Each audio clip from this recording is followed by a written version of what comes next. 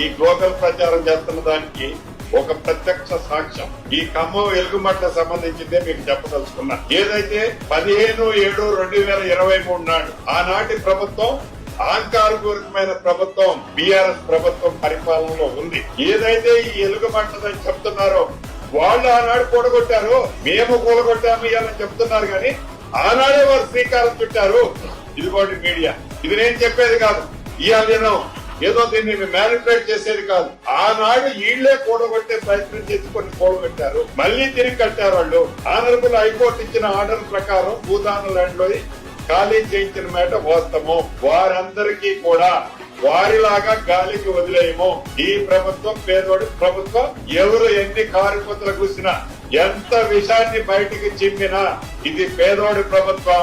అరువులైన ప్రతి పేదవాడికి, ఇక్కడ నష్టపోయిన ప్రతి పేదవాడికి ఇళ్ల స్థలం ఇస్తా, ఇల్లిస్తా ఈ ప్రభుత్వ పక్షాన.